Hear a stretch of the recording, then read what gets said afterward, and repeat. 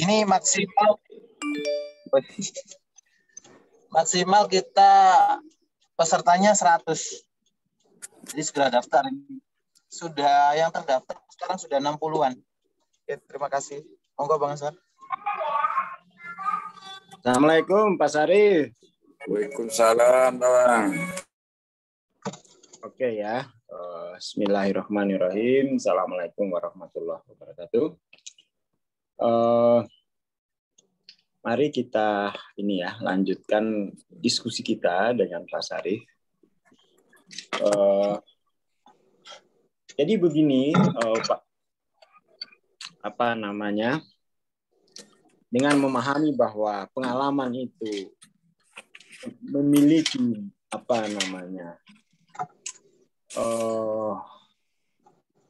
banyak dunia, ya, kita kemudian itu akan mulai memahami apa itu LOC.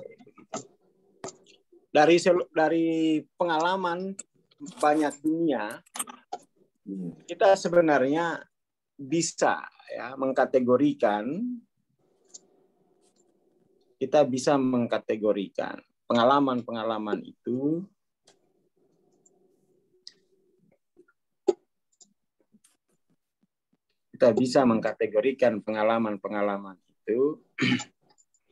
berdasarkan tipe progresifnya. Ya, tentu saja dalam satu hari kita punya pengalaman sebagai experiencer watcher.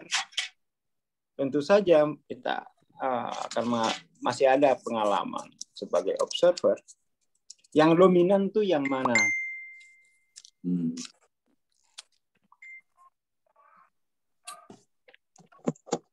Seperti itu. Jadi yang dominan tuh yang mana? Terus ketika terjadi mampu nggak disaksikan tuh, misalnya the watcher itu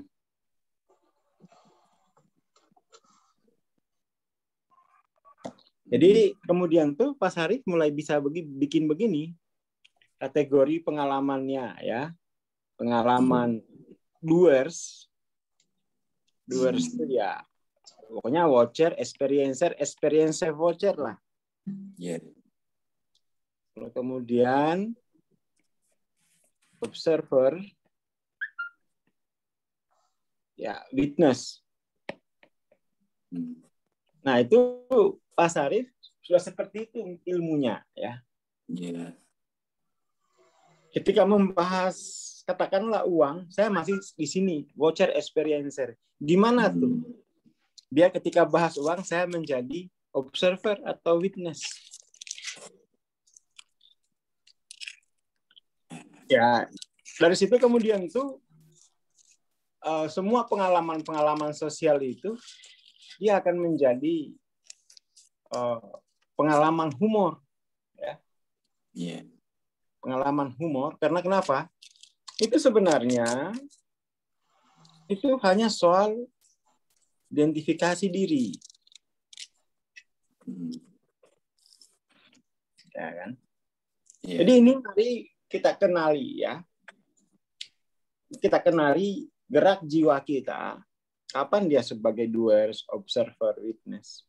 Mana yang dominan? Nah, ini kalau sudah begini ini, pembelajaran itu bergeser. Pembelajaran itu bergeser dari ilmu menjadi pengetahuan. Pengetahuan langsung. Nah, itu kalau bahasa Jawanya pengetahuan langsung itu atau ini pengawikan. Pengawikan pribadi. Ya.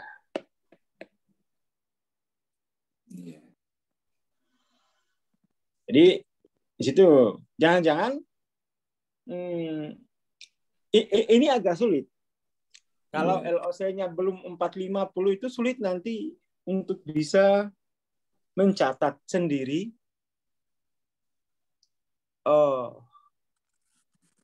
kategori kesadarannya itu, kategori gerak jiwanya.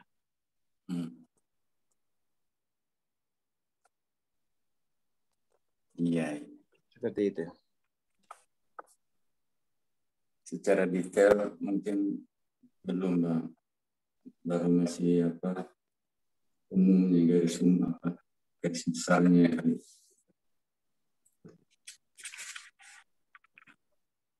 Kayak ini, Bang, misalnya mana ya? Ketika bangun pagi itu, waduh, ini yang berpuasa itu masih kesadaran fisik gitu. Oke. Ya, itu memang ya hampir semua begitu.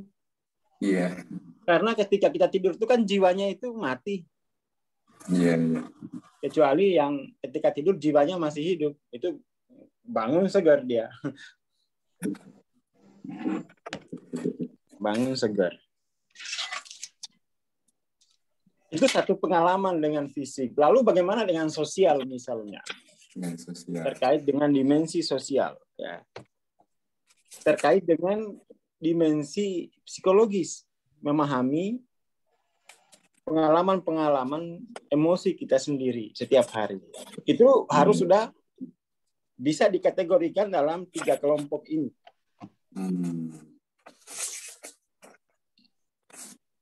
Harus mulai udah ada temuan gitu ya. Ya Pak Sarif, ini kan mau naik ke klinis. Ya.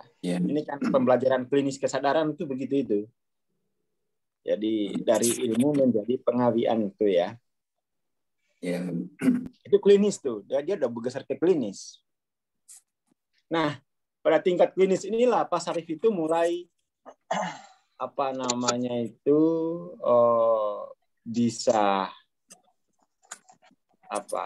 bisa mengenali ya, bisa mengenali gejala, bisa mengenali gerak jiwa itu ya, gejala dari gerak jiwa. Nah ini nanti di dalam petanya ini nah,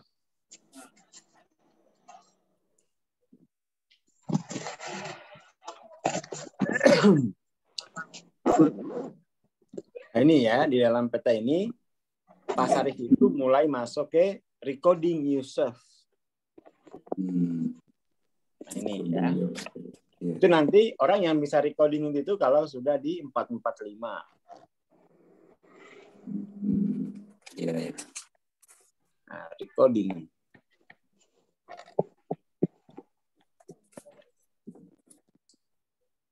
Jadi seperti itu.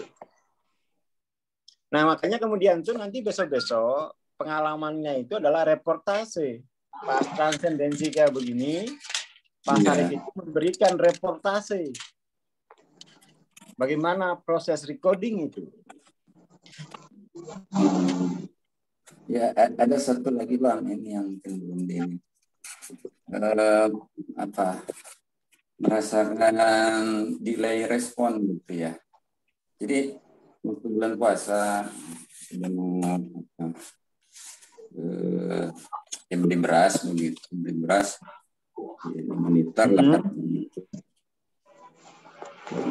Musik saya menghitung dalam hati nggak terlalu pelatihan gimana. Kok kayak 6 liter gitu. Ya, tapi saya gimana kok bingung nggak bisa nggak bisa mengucapkan kata-kata untuk bertanya. Baru sudah melayani baru ke bayar baru ngomong gitu dokter ya baru gitu. Jadi kok yang punya gitu ya di satu sisi mengenai ini ya kok suaranya putus-putus ya nggak jelas. Pak Camim tolong ditertibkan sinyal-sinyal di udara.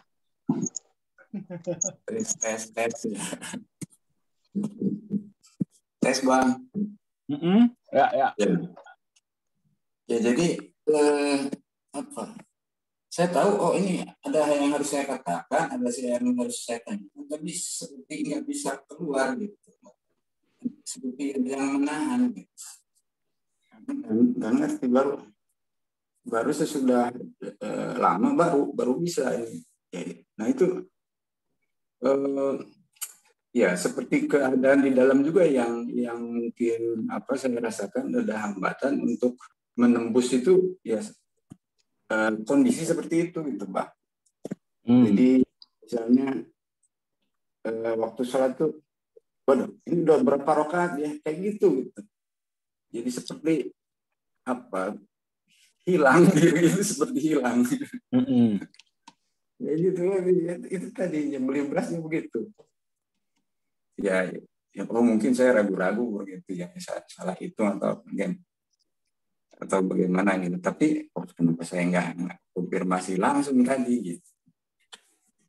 Itu apa yang perlu saya ini Bang, biar mengenali lebih jauh. Yang pertama pengalaman itu ya pengalaman kesadaran saja, jadi tidak dikaitkan sebagai definisi objektif klinis ya. Ya tidak merasa bersalah misalnya, dia tidak merasa makin tua saya makin pikun ini. Ya kan? Biar kemudian tidak buru-buru beli obat peningkat daya ingat.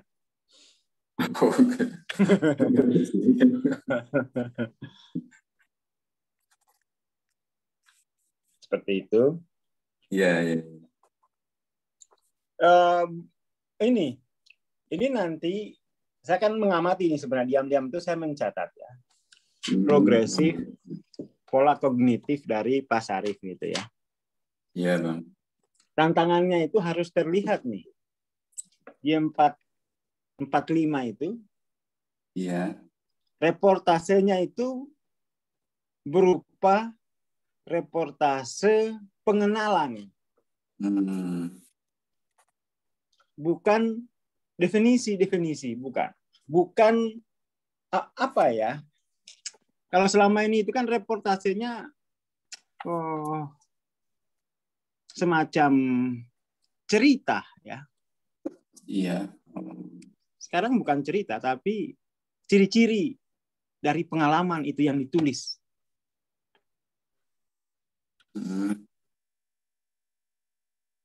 Ciri-ciri dari pengalaman itu.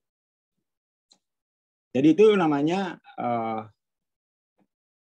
kayak inilah ya, kayak orang penelitian yang dialami, yang disaksikan, yang ditulis. Tidak perlu dibikin abstraksinya dulu.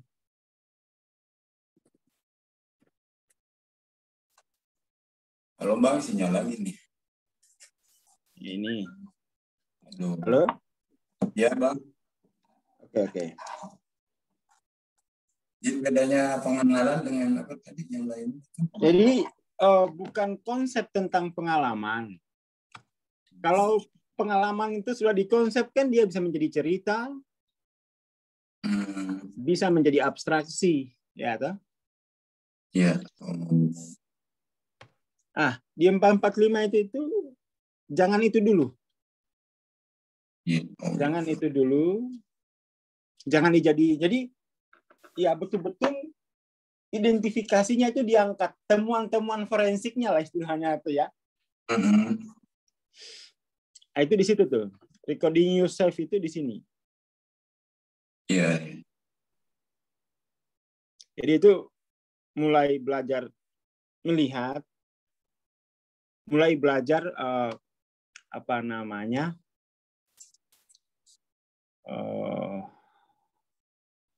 berpikir dari seorang clinician gitu ya. Seperti itu. Dan di sini kan berarti latihan. Pak Sarif itu ya pasien sekaligus dokternya sendiri.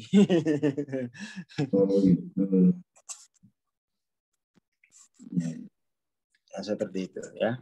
Dokter sekaligus pasiennya. Penyembuh sekaligus pasiennya. Di sini nih mulai ya. Nanti kalau setelah Pak proses ini dilampaui, insya Allah ya teman-teman akan menyaksikan Pak Sarif itu akan menjadi extraordinary people.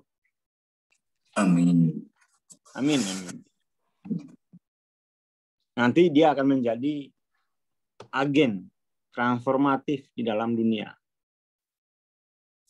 Iya. Makanya ini kan saya matur sama Mas Jamim biar di kelas CV ini mulai disiapkan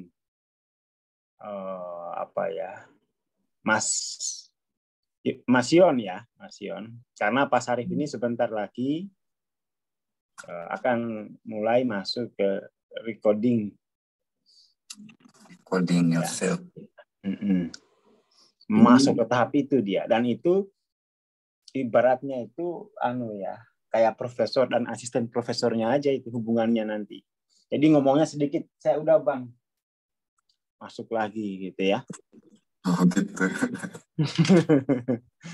Ya, karena konsep-konsep tentang ini kan sudah selesai ya. Kan Pak Sarif kalau konsep saya bisa tanggung jawab. Dia udah paling enggak pemahamannya 85% lah di konsep itu. Amin. Masih harus Bang paham lagi gitu ya. Saya bisa lihat, ini konsep ini udah cukup lah. Sekarang bagaimana kemudian ya ke fase klinis. Fase klinis. Fase klinis tentu saja buku itu ya, buku TLOC itu sangat membantu untuk memberikan gambaran ya, untuk proses identifikasi. Identifikasinya itu identifikasi forensik lah ya.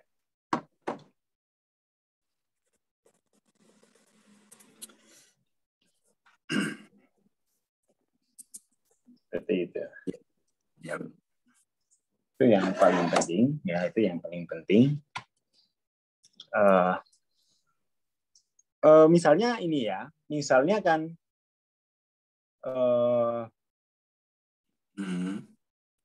Pak Sarif bangun pagi-pagi gitu ya, bangun pagi. Kesadaran saya sebagai tubuh itu kuat, ya kan? Iya. Lalu bagaimana tuh mengkode kembali jiwanya untuk keluar dari atau untuk melampaui pengalaman kesadaran saya tubuh. Itu harus sudah ada laporan tiap hari, ya. Harus sudah ada laporan tiap hari. Iya, iya. Iya, apa itu? Gitu ya. Saat di kantor, bagaimana tuh dinamika kesadaran Pak Sarif? Misalnya pas lagi jenuh, ya kan? Iya. Apa yang dilakukan untuk melampaui terjebakkan diri dalam kejenuhan atau keputusasaan itu? Jenuh itu aroma-aroma keputusasaan. Di situ makanya pada saat tahap ini recording yourself ini Pak Sarif itu akan betul-betul tidak mungkin setahun ke depan itu sudah terlihat extraordinary-nya. Iya. Nanti kalau Pak Sarif sudah jadi extraordinary, kalau saya nggak ada nanti bisa gantiin saya untuk podcast CV. Wah. Ya dari kan begini nih ya, satu orang tapi jadi kan, ya kan, obrolan kita, ya kan, satu orang tapi jadi itu udah daripada kita nonton TV sudah dari kecil nggak ada yang jadi kita. Harapannya sih teman-teman dengan melihat progresifnya Pak Sarif ini, begitu ilmu kesadaran itu. Amin, terima kasih semuanya. Itu ilmu kesadaran. Dan begini, ini saya bocorin aja ya, nggak ada di Hawking. Paling nggak Hawking tidak menyebutnya secara langsung. Tapi kalau kita mapping, itu nanti akan ketemu polanya itu begini. Ini kan level sosial Pak ini. Iya. Level sosial itu kalau kita lihat, ya dia dari 20 sampai 499 itu dia ada strukturnya kan. 20, 30, 50 ini cari di rumah sakit jiwa. Ya kan? Iya. Seperti itu. Pokoknya itu 200 tuh baca ini ya, baca distribusi sosial lah. Di dalam buku Power Force itu kan menunjukkan struktur sosial kita. Mungkin kalau Pak Sarif ya kita lihat secara finansial mungkin di posisi belum 200 mungkin. Secara sosial finansial karena mungkin masih 150 gitu. Mungkin ini saya belum kalibrasi tapi nanti Pak Sarif itu akan tahu sendiri ya. Nah, untuk memperbaiki struktur sosial kita, itu jiwa kita harus di 500. Itu nanti itu yang disebut dengan become extraordinary. Oh ya. Nah, seperti itu. Dalam hal ini Pak Sarif itu ya, ini kan Pak Sarif ini sistem finansialnya kan harus sistemnya kan yang harus diubah, ya kan? Iya, betul. Ya, sistemnya itu dia butuh kesadaran tinggi untuk mengkoding kembali dirinya biar mampu hidup dalam sistem orbit yang baru gitu. Ya seperti itu. Iya. Nggak mungkin dia bisa mengubah sistem sosialnya kalau tidak dengan kesadaran baru lebih tinggi. Iya. Seperti kata Albert Einstein, kita nggak akan pernah bisa mengubah masalah kalau kita masih berpikir dari tingkat kesadaran yang sama di mana masalah tadi terjadi. Iya, iya. Makanya oleh Hawking tuh dia membuat sebuah demarkasi tentang titik kritis.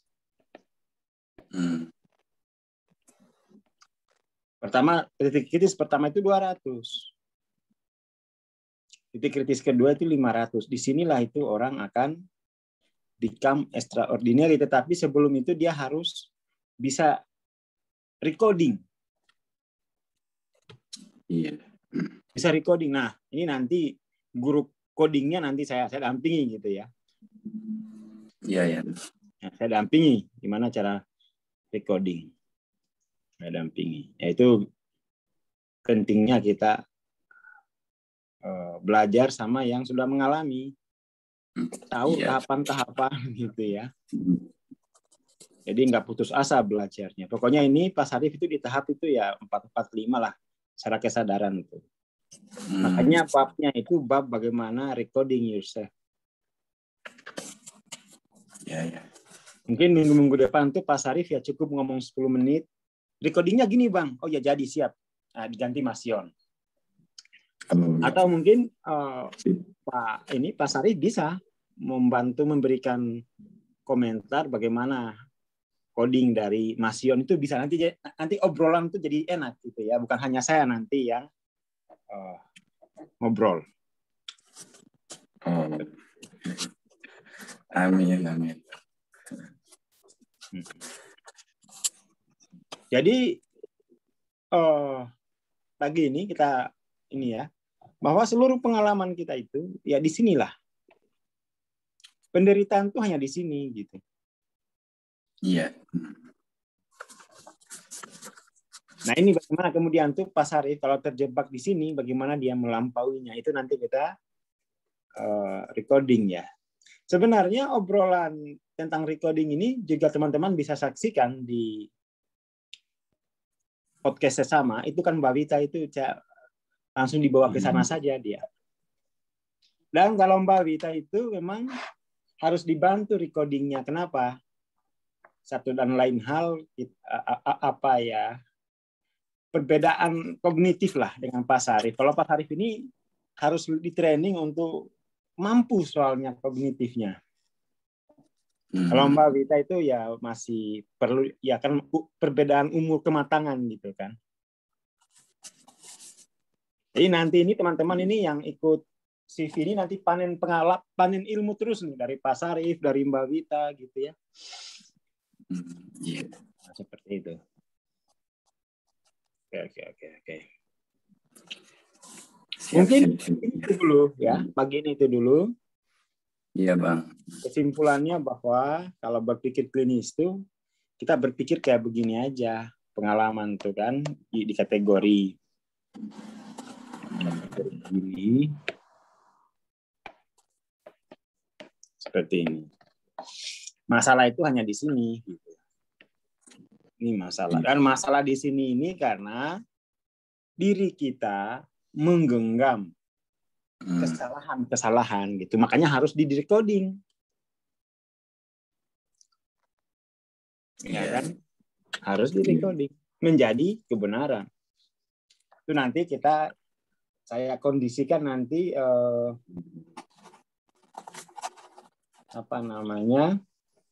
besok itu sudah ada contoh recording ya, biar teman-teman tuh ngelihat kayak gimana sih. Seperti itu. Nanti kita bisa obrol-obrol di Japri ya Pak Sarif ya. Iya Bang. Oke, jadi ini podcast kita yang kedua setelah puasa, dan Pak Sarif alhamdulillah bisa masuk ke paradigma baru untuk melihat dirinya sendiri. Saya harus recording ya kan. Iya. Jadi jangan lagi dibahasakan sebagai cerita. Tapi saya harus recording pakai bahasa seorang programmer gitu ya. Programmer, ya. Pakai bahasa sebagai programmer, nanti kita dampingi. Nanti inilah ya, siang-siang atau sore kita japri, biar kemudian teman-teman tuh bisa melihat gitu ya, bisa melihat sehingga kemudian tuh ikut kayak gini ini menjadi ilmu, menjadi pengalikan itu ya. Iya. Pengalian. Siang juga. Ya. Oke, terima kasih untuk pagi ini teman-teman. Mohon maaf ini kita lanjut besok. Besok nanti lebih awal karena saya udah di Semarang, kalau besok masih di perjalanan. Ya, makasih Bang. Oke, terima kasih teman-teman. Assalamualaikum warahmatullahi wabarakatuh. Terima kasih semuanya. Waalaikumsalam.